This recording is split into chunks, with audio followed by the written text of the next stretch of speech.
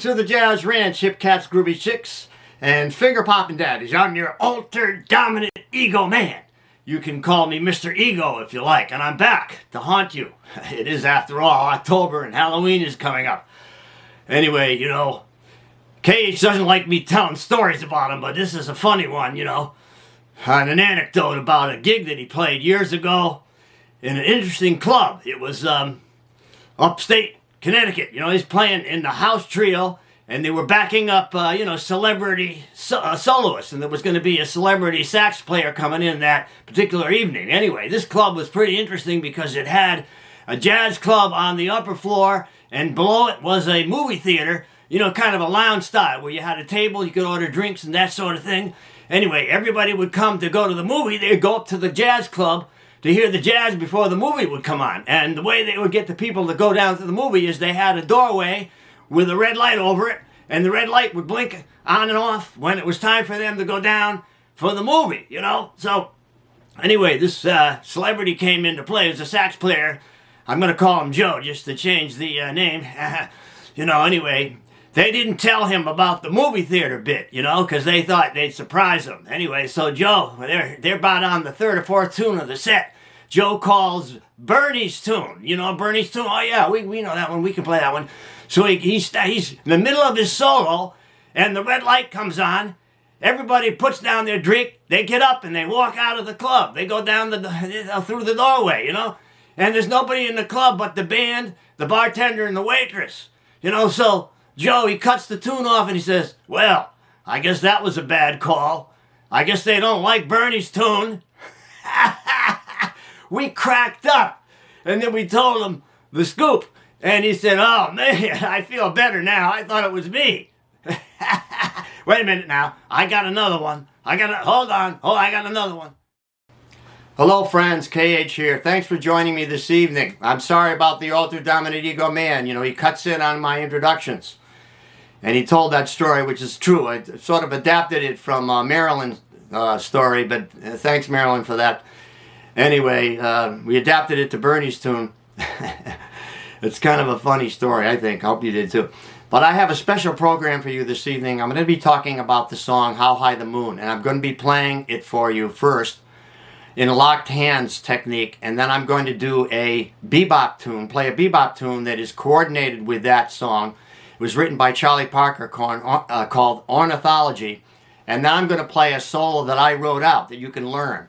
And this is hopefully going to develop your bebop chops and your jazz chops so that you can play jazz better and also be able to improvise. So I'm going to talk about the various aspects of improvisation later on after I play it for you. So here we go with a great song, classic song, made popular by all the greats, including Ella Fitzgerald, called How High the Moon. Here we go.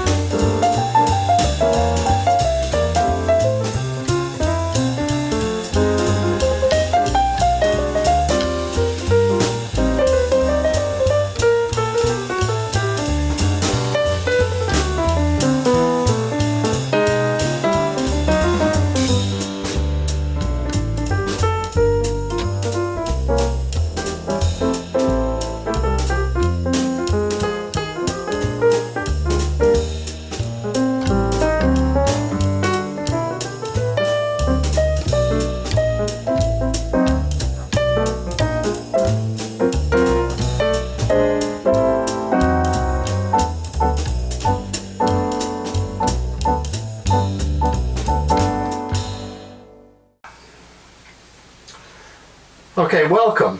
Now I call this video the best bebop exercise because you're actually learning a standard tune that is popular and something you want to learn, and then you're following it with a bebop solo that's written by Charlie Parker, and then a solo written by myself that is in the bebop style. So it's practical. It's a practical exercise. It's not just a drill. It's something that you can use. You know, you can learn the song, add it to your repertoire, play it at jam sessions or whatever, and you're getting the practice of the bebop tune, Ornithology, written by Charlie Parker. So this is really good. Now I want to talk about How High the Moon and how I played it. I used the locked hands technique, typical of what George Shearing used a lot, and it just means that I'm doubling the melody in the left hand melody line, and I'm putting the chord voicing in the right hand like this. Now right there I'm in the key of G, I'm moving up to a G major or a G6 there, and I'm using a diminished approach. That chord there is a diminished chord. Now you can call it F sharp diminished if you want, going to G6, or you can call it A diminished, or you can call it a D7 flat 9, you see, but it's using the Barry Harris technique of the diminished 6th scale. Now you might want to check out my video on that, or check out his videos to understand this, but this is a perfect application of that theory of the diminished scale approach, and mainly because the melody note is an A, it's not a target note. Becomes a target note on the next note. So the first note is an A moving to a B, which is really a target note on G, on the G chord, you see. So we're in G major now. It's going to modulate to F major by way of 2/5, G minor 7, then I put a little fill like that to the C7, then again same thing here now, an approach, a diminished approach to the F chord. You can make it F6 or F major 7, like that if you like. You know, it's not reading that way because I'm not putting the root in the bass. If I go like this and put the root in the bass, it tells you it's an F major 9. The computer doesn't know I'm playing an inversion. Anyway, this particular inversion. So here you have another diminished chord, like an E diminished to an F chord, or a C7 flat 9 approach to an F chord, then an F minor 2/5, down a whole step again to E flat. Now I'm using when I get to there, I'm using a spread voicing. Now I'm using a 10th there. You could use a 7th if you can't make a 10th. It could be like that. Then it goes to G major. Now you can do 7ths here.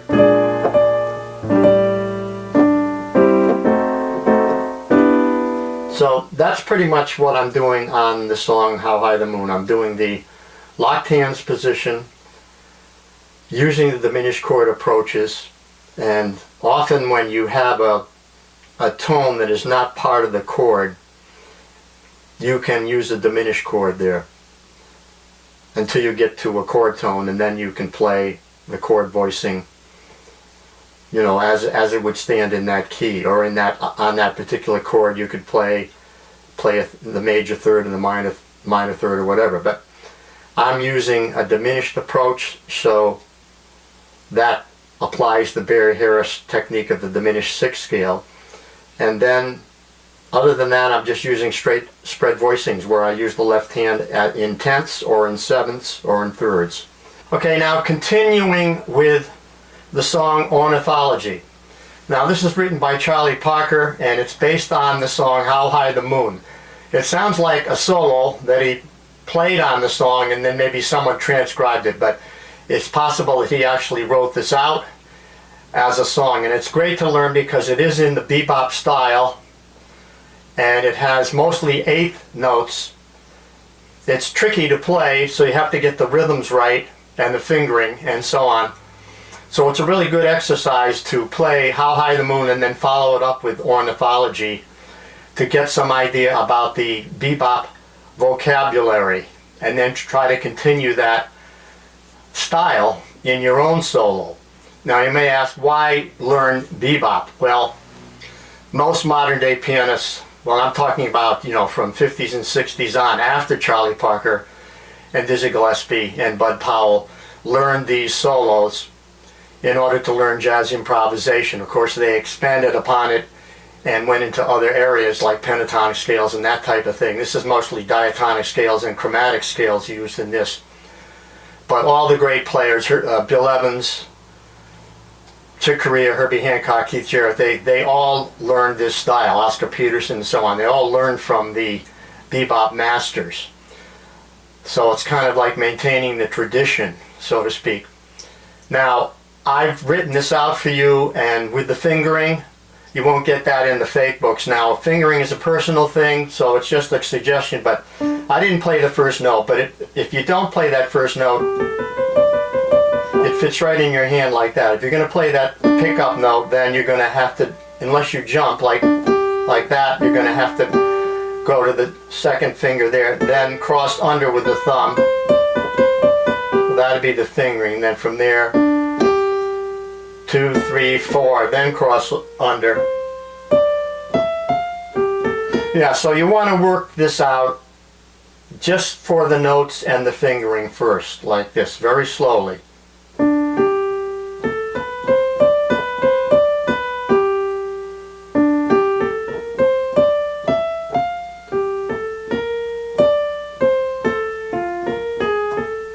You see, so don't worry about the timing or the phrasing. First get the notes and the fingering, and then later you can work it up to like that, you know, or maybe slower. You want to get the swing 8, so you want to watch my videos on jazz rhythm. I'm not going to talk too much about that at this time. Watch those other videos, practice this as an exercise. Listen to how I played it, and even better than that, listen to how Charlie Parker played it. Of course, saxophone isn't going to be the same as playing piano, but listen to any versions that were done by other pianists, maybe Bud Powell, and get the idea of how this is played, and then try to imitate it. And then try to play your own solo, or follow it with the solo that I wrote out for you, and I'm going to talk about that next. Now, continuing with my solo, this is a solo that you can learn that is in the tradition of bebop style. So it's something you can learn and learn from, hopefully.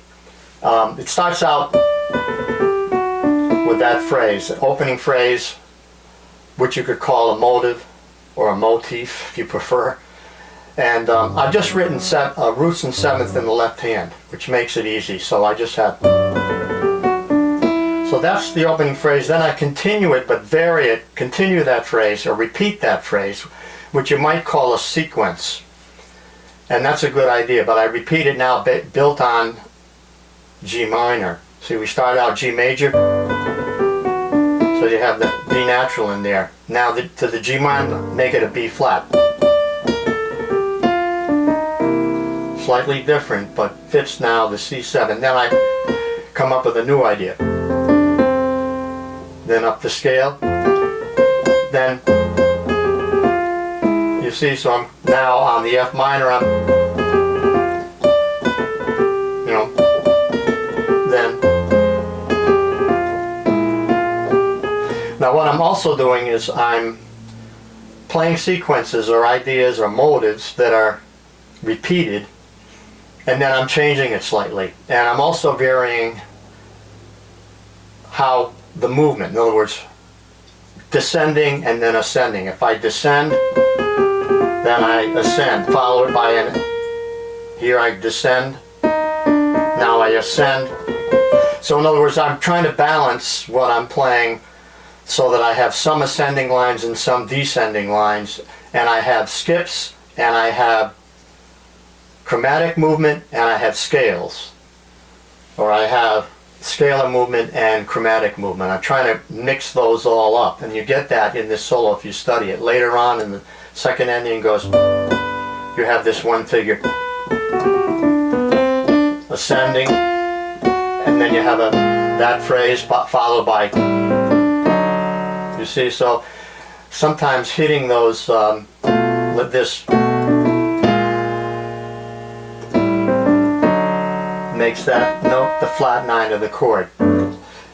So you have a mixture, a variety of things. The motive, repeating the sequence, the ascending motion, the descending motion, and then some scalar movement and some chromatic movement. All that mixed together makes for a good balance and a bebop sound.